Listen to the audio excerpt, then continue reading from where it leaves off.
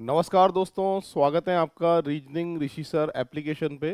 दोस्तों आज मैं पटवार का जो मॉक टेस्ट है, ये 11 नंबर का मॉक टेस्ट आपके सामने लेके आ रहा हूँ।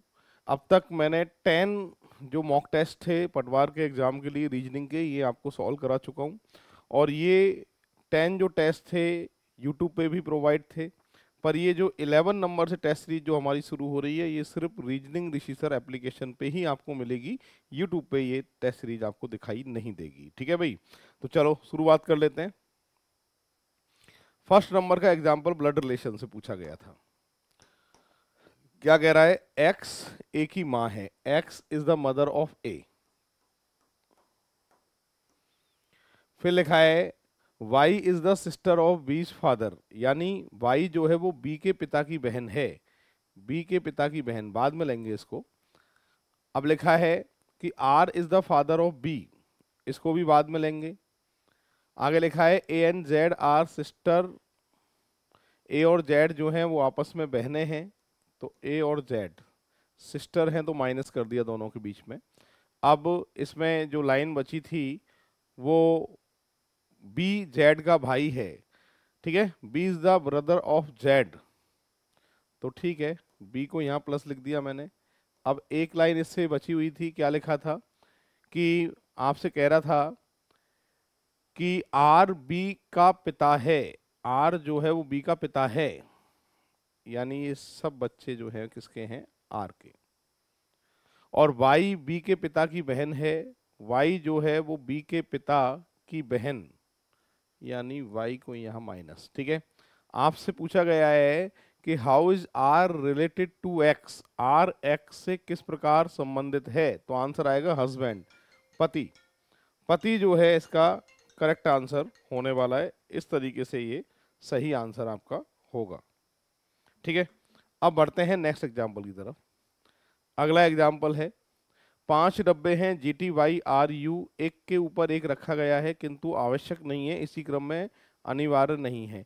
टी और वाई के बीच केवल 2 डब्बे रखे गए हैं, टोटल 5 डब्बे हैं ये, 1 2 3 4 5।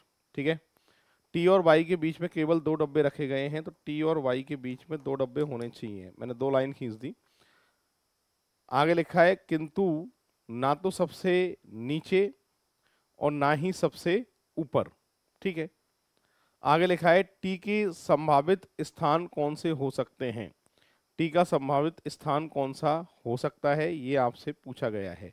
ठीक है, तो टी और वाई के बीच में 2 डब्बे, ठीक है, और टी और वाई के बीच में 2 डब्बे, ये 2 संभावनाएं इसकी बन रही हैं। ठीक है, अब टी का स्थान कौन सा हो सकता है ये आपसे पूछा गया है।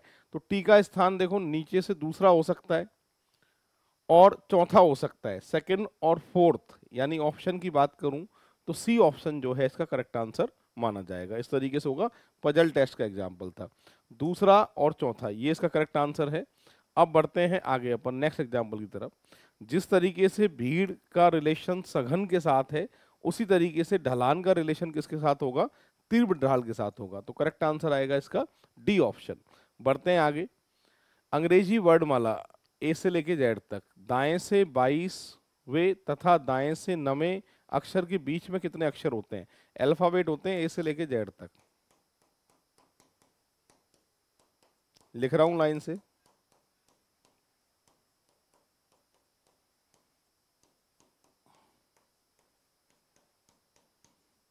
यहां कह रहा है दाएं से 22वां यानी इवनिंग, और दाएं से 9वां इंडियन रेलवे, इनके बीच में कितने अक्षर होंगे आपसे पूछा गया है।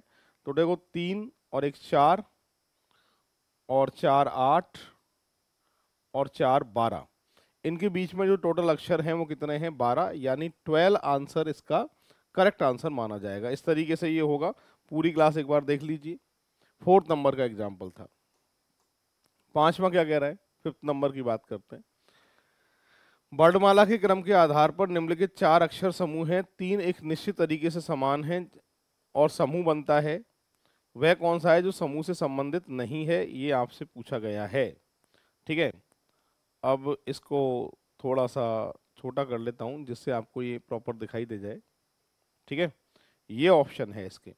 अगर आप यहाँ देखोगे तो ए ऑप्शन पे क्या लिखा है, देखो बच्चों, एक मिनट, हाँ, ए ऑप्शन पे क्या लिखा है बच्चों, DEH।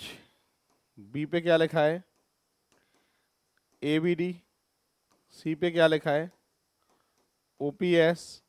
और डी पे क्या लिखा है, HIL।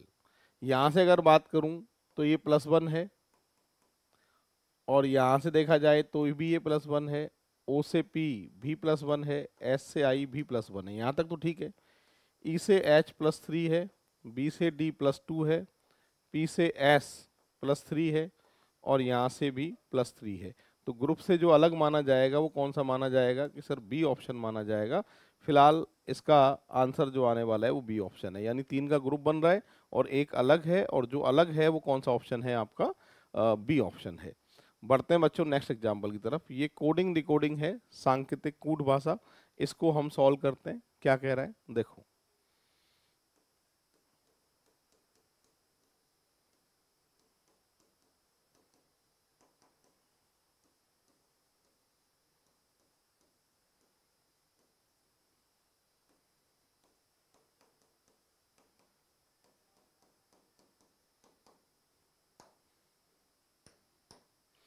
इसको अगर मैं देख रहा हूं बच्चों, तो यहां से ये -1 है, यहां से ये -2 है, यहां से ये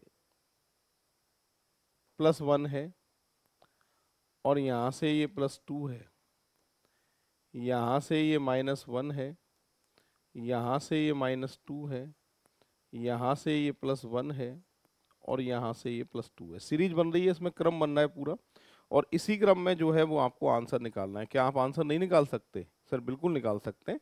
कैसे, शुरुआत -1 से होगी बच्चों, तो L आएगा, फिर -2 कि सर M आएगा, फिर +1 I आएगा, फिर -2 +2 C आएगा, फिर -1 से M आएगा, फिर -2 से B आएगा, फिर +1 से F आएगा, और फिर +2 से आपके X आएगा। ऑप्शन की बात करें, LMICMBFX, ऑप्शन ए। फिलहाल आंसर जो माना जाएगा इसका ऑप्शन ए माना जाएगा। कोडिंग डिकोडिंग का एग्जाम्पल था, इस तरीके से हुआ है। पूरी क्लास एक बार देख लीजिए, ठीक है भाई। अब बढ़ते हैं हम आगे नेक्स्ट एग्जाम्पल की तरफ। आपसे ये एग्जाम्पल जो है पूछ रहा है, उस शब्द के युग्म को चयन करें जो दिए गए शब्द युग्म से व्यक्त किए गए संबंध से समान संबंध को नहीं दर्शाता है। अच्छा, लैंग्वेज जो है समान संबंध को नहीं दर्शाता है, यानी एक जैसा नहीं होना चाहिए। तेजी से शीघ्र, ये समानार्थी अर्थ हैं, एक जैसे हैं। प्राप्त करना, हासिल करना, ये इसके समानार्थी है। संकट मतलब परेशानी, समानार्थी है। सच सही, समानार्थी है। सक्रिय और निष्क्रिय, ये अपोजिट है। तो इससे रिलेटेड कौन सा नहीं है, डी ऑप्शन इससे रिलेटेड नहीं है। तो हमेशा सही को नहीं ढूंढना होता है, कभी कभी जो है वो गलत को भी ढूंढना होता है। तो संबंधित नहीं है पूछ रहा है आपसे। आपसे कह रहा है कि ये कंटिन्यूएशन सीरीज होती है, और इसमें कौन सा ऑप्शन आएगा जिससे सीरीज जो है कंप्लीट बन जाए। अक्षर में गिन लेता हूँ, 4 और 4 8 और 4 12 और 4 16 और 4 20। तो 20 में कौन कौन सी संख्याओं का भाग जा सकता है, मैंने बताया था। इस तरीके से सॉल्व करते हैं। 4 का, 5 का, फिलहाल 10 का जोड़ा तो बनेगा नहीं, 2 पे बन नहीं रहा, 4 पे टिक करता हूँ,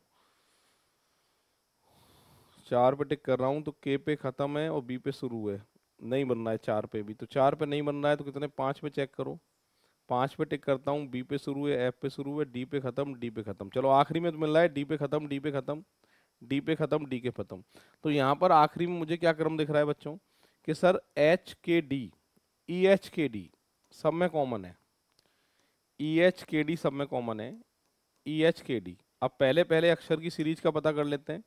बी से एफ +4 है, ये भी +4 है, और यहाँ भी +4 करोगे तो एन आएगा। तो आंसर क्या आना चाहिए, HEKN, HEKN, यस ऑप्शन है। फिलहाल बी ऑप्शन जो है इसका सही आंसर माना जाएगा। इस तरीके से जो है ये सॉल्व हुआ है, ठीक है।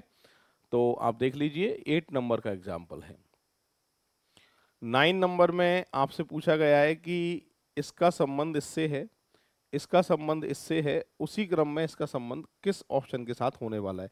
यानी आपको देखना पड़ेगा। सबसे पहला काम तो ये होता है, क्या सारे अक्षर एक जैसे हैं? यस सर हैं।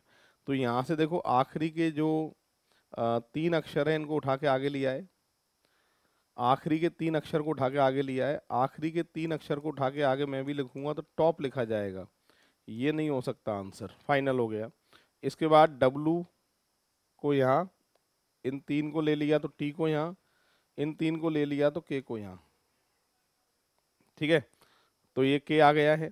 इसके बाद में अब यहाँ से देखें तो इसको ऐसे कैसे लिख दिया ब्रो, इसको सी ए पी ऐसे कैसे, और इसको ऐसे कैसे डी ई एस।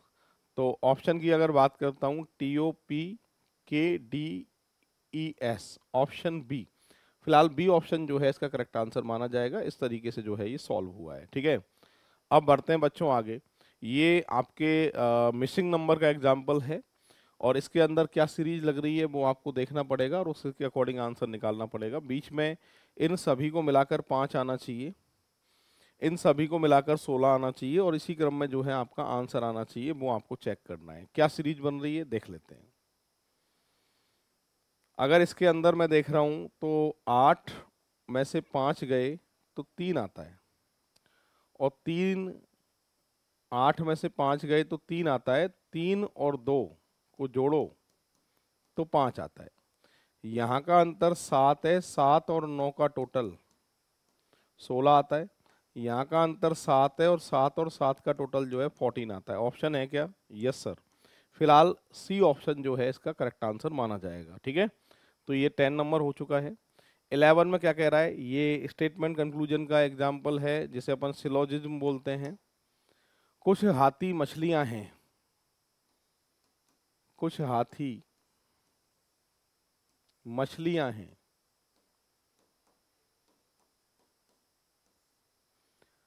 कोई मछली बाघ नहीं है।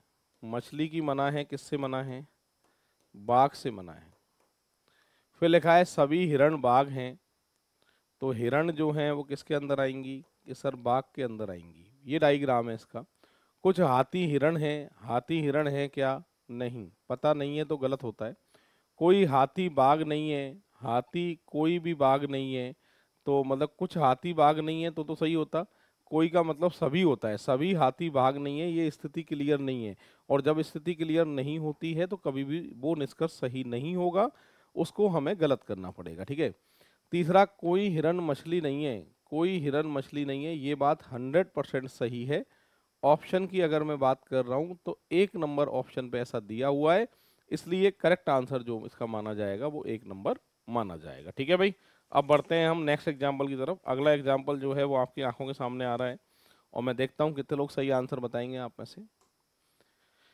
ये ब्लड रिलेशन का एग्जाम्पल है और कोडेड रिलेशनशिप है, टाइप फर्स्ट होती है और इक्वेशन वाली टाइप होती है।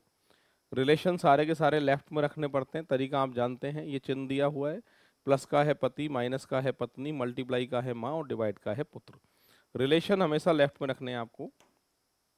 सबसे पहले मल्टीप्लाई का मतलब है माँ, मल्टीप्लाई का मतलब है माँ, माइनस का मतलब है पत्नी, डिवाइड का मतलब है पुत्र और प्लस का मतलब है पति, ठीक है। निम्नलिखित में से कौन सा कथन सही नहीं है, ये पूछ रहा है। यानी 3 सही हैं, 1 गलत है। जो गलत है वही आंसर है आपका। सबसे पहले लिखा है B is the father in law of J, B J का ससुर है। आपके पुत्र की पत्नी पुत्रवधू, पुत्रवधू का ससुर, तो ये बात सही है। सही है तो फिर गलत माना जाएगा। सेकंड में लिखा है L is the wife of B, L B की पत्नी है। जब ये हस्बैंड है तो वाइफ ही होगी, तो ये बात भी सही है और सही है, इसलिए क्या है ये गलत है। थर्ड में L is the mother in law of S, L S की सास है, एल एस की सास है, एल एस की सास है। तो आपके पति का पुत्र बेटा, ये तो माँ आ रही है, लिखा सास है, तो इसलिए ये बात गलत है और गलत होने के कारण जो आंसर है वो सी ऑप्शन जो है इसका माना जाएगा, ठीक है भाई। तो ये आंसर जो है वो सी ऑप्शन इसका करेक्ट आंसर होने वाला है। अब बढ़ते हैं बच्चों आगे नेक्स्ट एग्जाम्पल की तरफ। अगला एग्जाम्पल पे आ रहा हूँ। ये अगला एग्जाम्पल है इसका।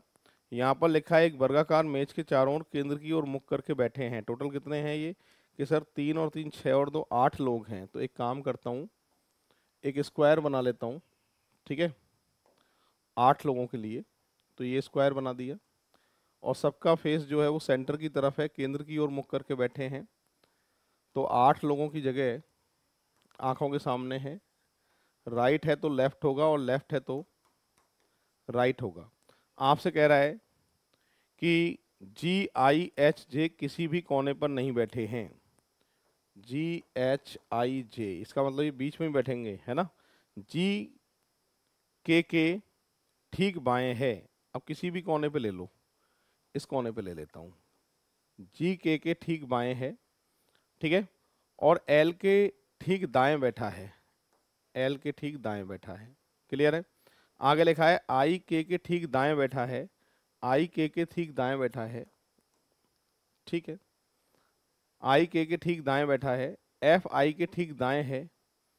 F जो है I के ठीक दाएं है, FI के ठीक दाएं है और H के ठीक बाएं बैठा है।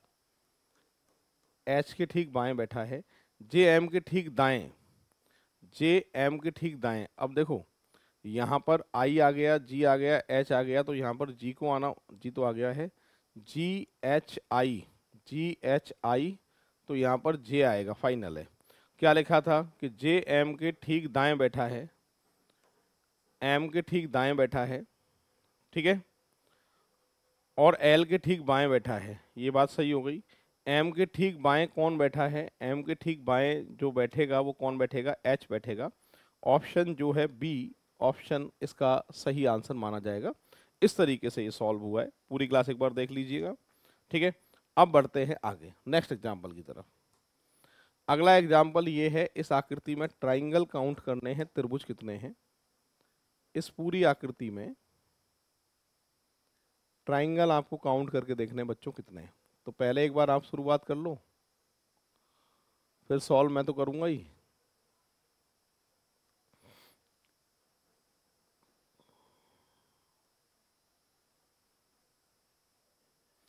ट्राइंगल काउंट कर रहा हूं।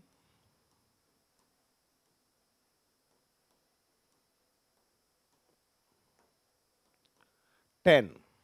तो इसमें जो ट्राइंगल होंगे वो कितने होंगे, 10। ऑप्शन की अगर बात कर रहा हूं बच्चों, तो डी ऑप्शन जो है इसका सही आंसर माना जाएगा, ठीक है। अब बढ़ते हैं आगे नेक्स्ट एग्जाम्पल की तरफ बढ़ रहा हूं मैं। 14 हो चुके हैं। 15 नंबर के एग्जाम्पल में 7 लोग हैं जो एक पंक्ति में उत्तर की ओर मुख करके बैठे हैं। 7 लोग हैं, ठीक है।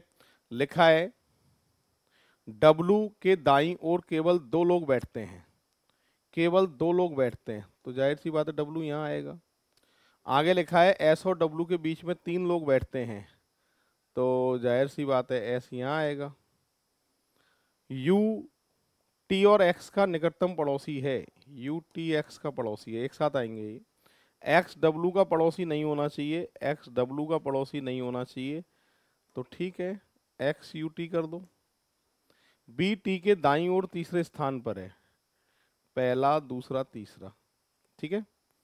W और B के बीच में कौन बैठेगा, W और B के बीच में कौन बैठेगा, बचा कौन है भाई, S आ गया, T आ गया, U आ गया, V आ गया, W आ गया, X भी आ गया और Y बचा है, तो Y ही बैठेगा। तो ऑप्शन की बात करें तो बी ऑप्शन जो है इसका सही आंसर माना जाएगा। इस तरीके से सॉल्व हुआ है। ये सिटिंग अरेंजमेंट है और लाइन वाला एग्जाम्पल है, ठीक है। देख लो पूरी क्लास। 15 नंबर, 15 के बाद हम आगे बढ़ रहे हैं बच्चों 16 नंबर के एग्जाम्पल की तरफ। अंग्रेजी वर्णमाला में कितने अक्षर बाईं ओर से 7वें तथा बाईं ओर से 24वें अक्षर के मध्य टोटल कितने अक्षर होंगे, ये पूछा गया है। तो इंग्लिश अल्फाबेट वही ए से लेके जेड तक।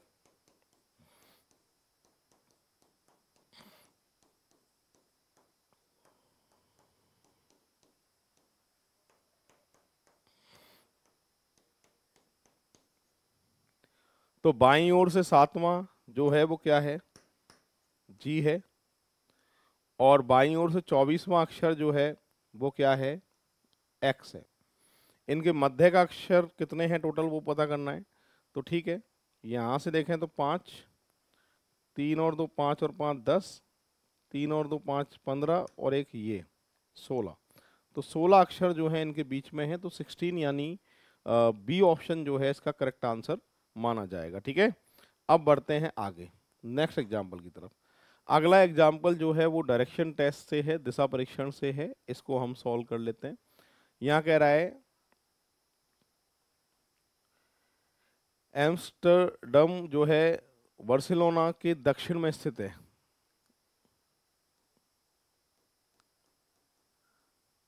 बार्सिलोना के दक्षिण में एम्स्टर्डम, ठीक है साहब।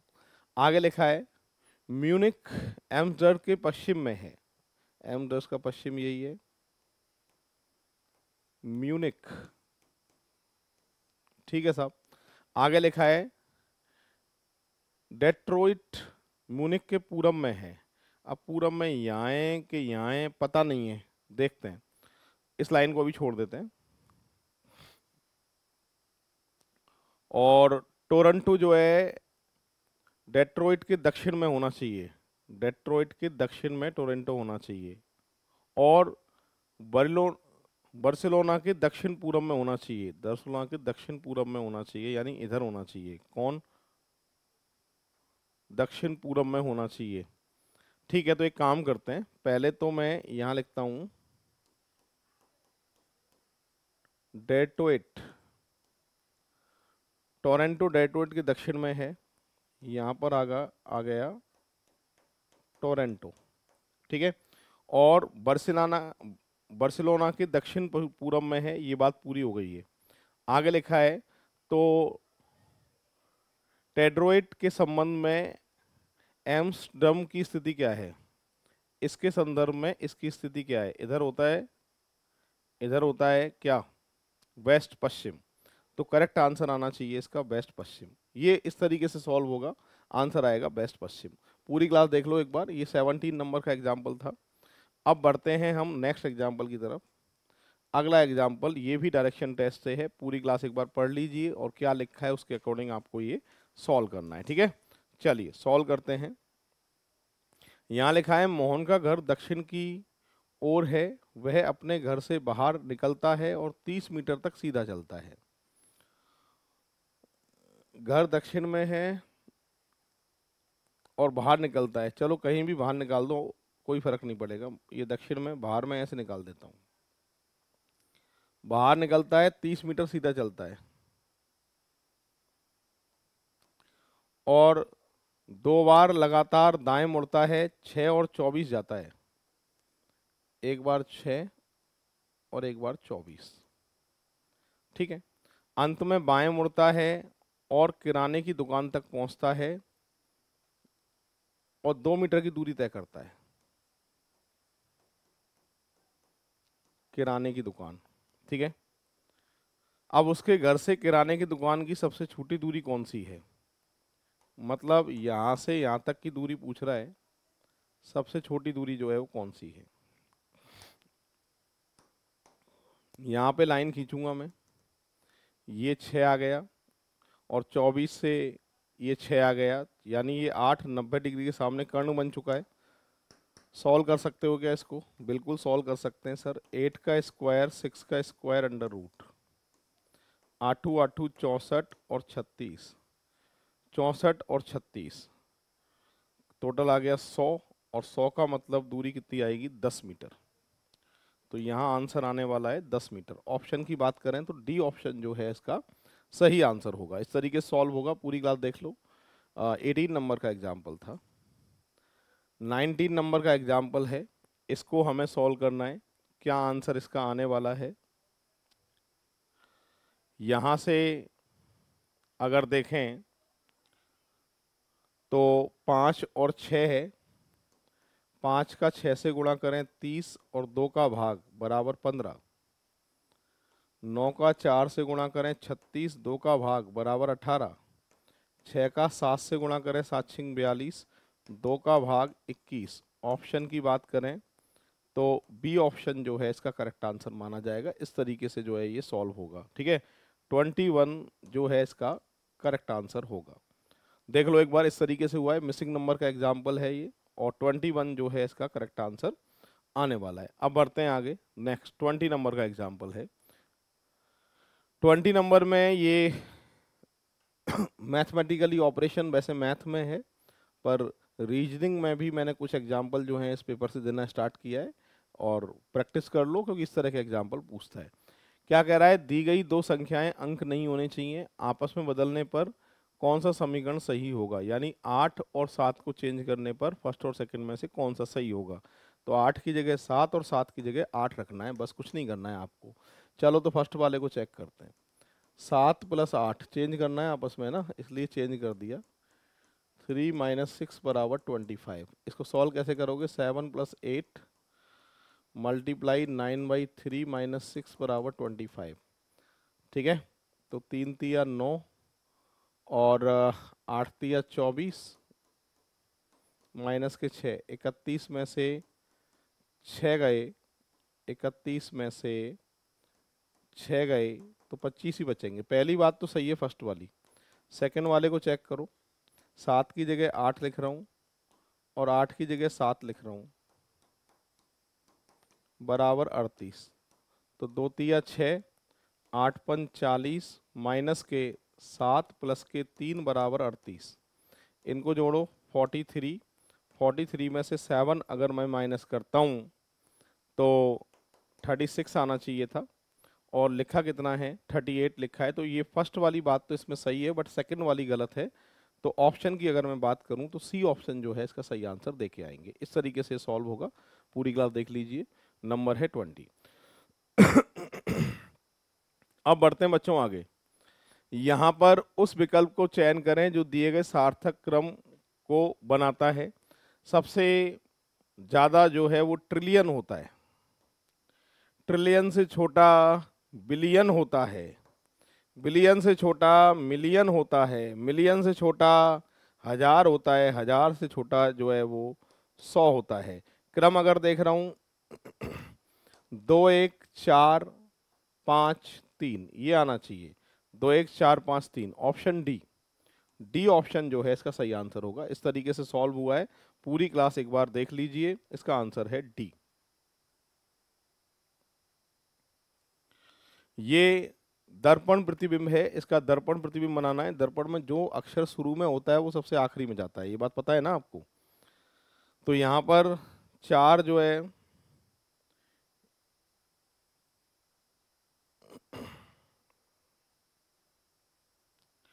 चार की अगर बात कर रहा हूं मैं, तो 4 जो है ये सीधा है, तो ये डी तो आंसर नहीं हो सकता। 4 के बाद में 2 सब में सही है, आर सभी में सही है, ई सभी में सही है, पर ये 5 सीधा है, ए आंसर नहीं हो सकता। 3 ठीक है, एन ठीक है, एन भी ठीक है, और 3 भी ठीक है, बी एल। तो दोबारा से देख लो, 4 जो है इसमें सीधा है, तो ये भी आंसर बी ऑप्शन नहीं हो सकता। फिर करेक्ट आंसर जो आएगा वो सी ऑप्शन आपके होने वाला है। इस तरीके से होएगा। तो हो चुके हैं 22। आगे 23। एक कक्षा में 20 छात्र उत्तर की ओर मुख करके एक सीधी रेखा में खड़े हैं। कुल छात्रों की जो संख्या है वो कितनी है बच्चों, 20। ये पंक्ति बना दी मैंने। नेहा दाएं छोर से 10वें स्थान पर है, ये रही बेटा नेहा, और दाएं छोर से 10वें स्थान पर है। और जबकि नलिनी बाएं छोर से, नलिन जो है वो बाएं छोर से 12वें स्थान पर है। नेहा और नलिन के बीच में कितने लोग खड़े हैं। अब देखो पंक्ति को ओवरलैप करना पड़ेगा, क्योंकि कुल संख्या कम है और दोनों का टोटल ज़्यादा है। और जब भी ऐसा हो जाए तो पंक्ति को ओवरलैप ही करना पड़ता है। तो मैं इसको दोबारा से बना रहा हूँ, ठीक है। फिर से देख लो, यहाँ पे लिखा था कि नेहा दाएं छोर से 10वें स्थान पर है, ये रही नेहा, नंबर है 10। नलिन जो है 12वें स्थान पर है। ओवरलैप क्यों किया, क्योंकि कुल व्यक्ति जो है 20 है। मध्य के व्यक्ति आपसे पूछ रहा है कि मध्य में कुल कितने व्यक्ति होंगे। इसको सॉल्व करने के लिए दोनों तरफ के स्थानों का योग करना पड़ता है। 22 आ रहा है, दोनों तरफ के स्थानों का योग माइनस कुल संख्या, जो भी उत्तर आए उसमें से 2 घटाना पड़ता है। ये बेसिक पढ़ाता हूँ मैं क्लास के अंदर, है ना। तो कितने आएंगे मध्य में? 0। ये 2 माइनस क्यों करते हैं? क्योंकि ये जो छोर वाले होते हैं ना, ये काउंट हो जाते हैं। इनको हटाओगे तभी मध्य के व्यक्ति आ सकते हैं, तो इसलिए -2 करना जरूरी है। तो सही आंसर जो आएगा वो 0 आएगा। ऑप्शन बी इसका सही आंसर होने वाला है। इस तरीके से ये सॉल्व होगा, ठीक है। अब बढ़ते हैं आगे नेक्स्ट एग्जाम्पल की तरफ। श्रद्धा सरयू से कहती है, कहने वाली कौन है? श्रद्धा। किससे कहती है? सरयू से कहती है। श्रद्धा सरयू से कहती है, तुम्हारी सास, तुम्हारी सास मेरे पिता की मां है। मेरे पिता की कौन है? मां है। तुम्हारी सास मेरे पिता की मां है, जो सबसे बड़े बेटे हैं। लेकिन तुम्हारे पति, लेकिन तुम्हारे पति,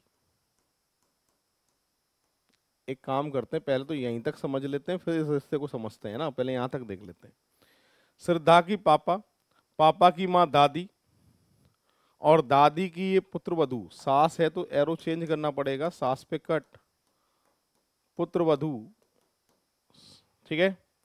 श्रद्धा के पापा, पापा की मां दादी, और दादी की पुत्र वधू श्रद्धा की मां भी हो सकती है और श्रद्धा की चाची भी हो सकती है। पर आगे शर्त क्या है? लेकिन तुम्हारे पति मेरे पिता नहीं है, मतलब सरयू के जो पति है वो श्रद्धा के पापा नहीं है। तो इसका मतलब ये हुआ कि ये सरयू जो है वो मां नहीं हो सकती, और मां नहीं हो सकती तो कौन होगी साहब? चाची होगी। तो आंटी जो है इसका करेक्ट आंसर आएगा ऑप्शन डी।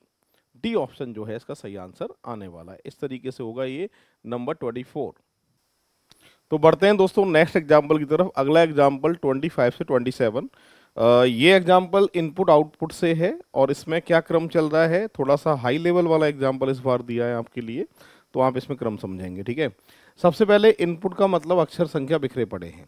यहाँ से सबसे छोटा अल्फाबेट है बी, और सबसे छोटा नंबर है 19। इसको उठा के आगे ला रहा है, ठीक है। तो उठा के आगे ला रहा है तो चरण बन गया फर्स्ट। क्लियर है? जब भी किसी भी चीज को उठा के आगे लाते थे, अरेंज करते थे, सेट करते थे, तो जो है वो चरण बनता था, ठीक है। अब यहां पर है क्या, एक तो एक साथ ले रहा है अल्फाबेट भी नंबर भी, तो इसमें पास वाला सिस्टम काम नहीं करता है। जैसे अब तक क्या था कि जो हम नंबर दिया करते थे, पास वाले को नंबर नहीं देते थे, दूर वाले को नंबर देते थे। यहाँ कोई भी सिस्टम पास वाला काम ही नहीं करेगा। यहाँ सीधे स्टेप निकालनी है और अकॉर्डिंग देख के फिर आंसर आपको निकालने। तो पास वाला सिस्टम जो है वो कुछ भी है नहीं इसके अंदर, क्योंकि क्रम ही अलग है। इसके बाद सबसे छोटा अल्फ़ाबेट सी है और छोटा नंबर 23 है। उठा के आगे ला रहे हैं, आगे आगे अरेंज करना है ऐसे। उसके बाद 37 एक्स्ट्रा बचे हुए में से, बचे हुए में से छोटा नंबर 40 है और छोटा अल्फ़ाबेट जो है एफ है। चरण बन गया चौथा। इसके बाद बचे हुए में से छोटा नंबर 52 है और अल्फ़ाबेट एम है। चरण बन गया बेटा पांचवा। और यहाँ से अगर मैं बात करूँ तो चरण बन गया ये छठवां, और ये पूरा जो है लास्ट में ये चरण बन गया सातवां। फिलहाल इसमें पास वाला सिस्टम काम नहीं करेगा, और अल्फ़ाबेट छोटा और छोटा नंबर इनको जोड़े के हिसाब से जो है वो उठाना है, ठीक है। अब ये मेरे सामने इनपुट है। अब इस इनपुट में अगर आपसे पहला प्रश्न क्या पूछ रहा है कि इनपुट को पूरा करने में कितने चरण की आवश्यकता है, ठीक है। कितने चरण की आवश्यकता पड़ेगी इनपुट को पूरा करने के लिए, वो हमें पता करना है। तो यहाँ पर मैं सबसे पहले अगर आपके सामने छोटे अल्फ़ाबेट की बात करूँ, तो सबसे छोटा अल्फ़ाबेट है इसमें बी, एक नंबर। सबसे छोटा नंबर है 17 ए नंबर। छोटा अल्फ़ाबेट है इसमें एफ, दो नंबर। छोटा नंबर है आपके 32 बी। छोटा अल्फ़ाबेट जो है वो क्या है, जी, तीन नंबर। और अल्फ़ाबेट के बाद में यहाँ पे नंबर की अगर बात करूँ तो छोटा नंबर कौन सा है, सी। इसके बाद में छोटा अल्फ़ाबेट पी एन में से एन है, ठीक है, एन ही है, हाँ एन, इसको नंबर दूंगा 4, ठीक है। और इसके बाद छोटा नंबर कौन सा है, इसको नंबर दूंगा मैं डी। उसके बाद में एल, अच्छा यहाँ एन से पहले एल आएगा तो यहाँ 4, इसको नंबर दूंगा 5। और उसके बाद में छोटा नंबर जो है बच्चे कुचे में 61 ही है ना, इसको नंबर दूंगा ई, ठीक है। अब इसके बाद में क्या बचा है देखो, छोटा अल्फ़ाबेट पी और आर में से ये 6 नंबर और ये एफ, और आखिरी वाले को ये 7 नंबर और ये जी। तो अंतिम चरण जो है वो कौन सा है, 7वां है। ये आपसे पूछ भी यही रहा था अंतिम चरण कौन सा है, तो इसमें पास वाला सिस्टम जो है वो काम ही नहीं करेगा बच्चों, सीधा क्रम के अकॉर्डिंग। इसको डायरेक्ट भी सॉल्व कर सकते थे, कितने अक्षर हैं कितनी संख्याएं हैं, टोटल मिलाकर 14 है इसके अंदर, डिवाइडेड बाई 2 करना है क्योंकि 2 को एक साथ उठा रहा है इसलिए। तो यहाँ पर हम अपना जो आंसर है वो 7 है ना। नेक्स्ट एग्जाम्पल क्या पूछा है, छठे चरण में बाएं छोर से तीसरा कौन सा होगा। पहले इसी इनपुट की बात कर रहा है, छठा चरण निकाल लीजिए, छठे का मतलब 7वें को हटा दो तो छठा ही माना जाएगा। लाइन से लिखेंगे, कैसे लिखेंगे देखो, छठे चरण को कैसे लिखोगे मैं आपको लिख के ही बता देता हूँ। छठा चरण, छठे चरण को कैसे लिखोगे देखो सुनो, सबसे पहले 1 नंबर पे क्या आएगा, ब्यूटीफुल,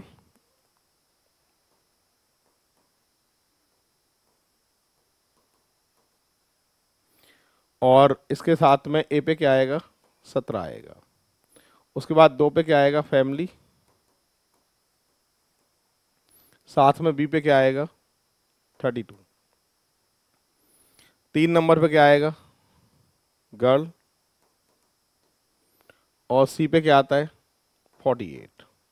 चौथा चरण की बात करूं तो 4th नंबर पे लाइफ और 55। 5वें की अगर बात करता हूं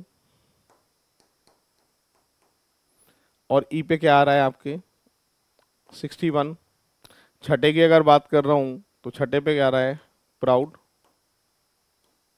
और एफ पे क्या आ रहा था, 72। ठीक है, ये तो छठा चरण लिख के बता दिया मैंने।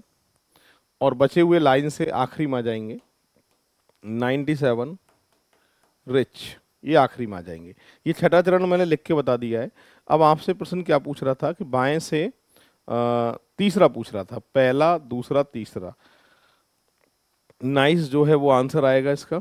ऑप्शन की बात करूं तो डी ऑप्शन इसका, यानी 4th नंबर ऑप्शन इसका आंसर होने वाला है। ठीक है, अगला प्रश्न क्या पूछा था इसने, आपसे पूछ रहा है कि तीसरे चरण कौन सा होगा।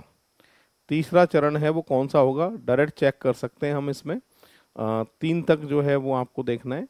तो 17 ब्यूटीफुल जो है वो है ही, 32 फैमिली, 48 गर्ल और 72 प्राउड। ये स्टेप जो दिख रही है मुझे वो कितनी दिख रही हैं, 4। और पूछ कितने की रहा है तुमसे कि सर 3 की पूछ रहा है। अब 3 की पूछ रहा है तो ए आंसर तो नहीं होगा, फाइनल है। सेकंड को चेक कर लेते हैं, 17, 32, 48 और लाइफ, इसमें भी 4 तक बन रहा है, ये देखो, तो ये भी आंसर नहीं होगा, फाइनल है। इसके बाद मैं थर्ड पे आ जाता हूँ। थर्ड पे 17, 32, 32 फैमिली, 48 गर्ल, बिल्कुल सही है, बचे हुए लाइन से आ गए थे। इसके बाद 17, ये सेकंड चरण ही बनना है इसलिए गलत है। ऑप्शन की बात करूं तो इसमें इनपुट वही वाले को देखते हुए तीसरा स्टेप निकालना है, और तीसरे स्टेप को लिखने पर जो दिखाई देगा वो 3rd नंबर का ऑप्शन दिखाई देगा, तो ये आंसर अपना सही आंसर होगा। अब बढ़ते हैं आगे। आपसे ये एनालॉजी का एग्जाम्पल है, 8 से 48 कैसे आ सकता है। तो देखो बच्चों, 8 का स्क्वायर कर दो, कितना होता है कि सर 64 होता है। 64 से 48 कितना कम होता है कि सर 16 कम होता है। 16 कम करने के लिए क्या करना पड़ेगा, 8 का 2 से गुणा करना पड़ेगा। 64 में 16 कम करूं तो 48 आएगा। यानी किस सीरीज क्या चल रही है, अगर मैं इसको n मान लेता हूं तो इसमें क्रम चल रहा है n square minus n into 2, ये क्रम चल रहा है। ठीक है भाई, तो सेकंड वाले में आंसर निकालना है। थर्ड एक बार लास्ट वाले को भी चेक कर लेते हैं। 15 को मैं n मान लेता हूँ, n का स्क्वायर करते हैं तो 225 आता है, और 15 दूनी 30 माइनस कर लेते हैं तो 195, बिल्कुल सही है। यहाँ आंसर चाहिए आपको, तो आंसर 13 पे बात सही बैठ रही है। 13 का मतलब है 169, और 13 दूनी 26 माइनस करेंगे 143। ऑप्शन ए ऑप्शन जो है करेक्ट आंसर आएगा। इस तरीके से जो है ये सॉल्व हुआ है। ठीक है भाई, आ रहा है समझ में? बढ़ते हैं आगे आपके लिए। अगला कह रहा है कि सीरीज है, सॉल्व करना है। W -1 -1 -1 -1 T आएगा, फाइनल है। -1 -1 -1 N आएगा। U से T -1 -1 -1 Q आएगा। N Q T Q N, option B option जो है इसका सही आंसर होने वाला है। इस तरीके से जो है ये सॉल्व होगा। ठीक है, अब बढ़ते हैं आगे नेक्स्ट एग्जाम्पल की तरफ। ये कोडिंग डिकोडिंग का एग्जाम्पल है। क्या क्रम चल रहा है वो आपको पता करना है, और उसी के अकॉर्डिंग जो है वो आपको आंसर इसके अंदर निकालना है। ठीक है भाई, चलिए शुरू करते हैं।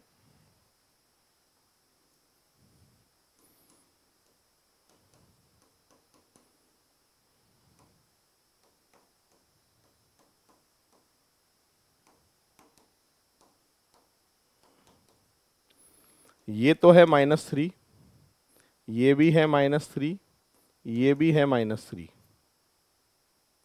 अब स्वर की सीरीज कौन सी होती है? ए ई आई ओ यू, ये स्वर होता है।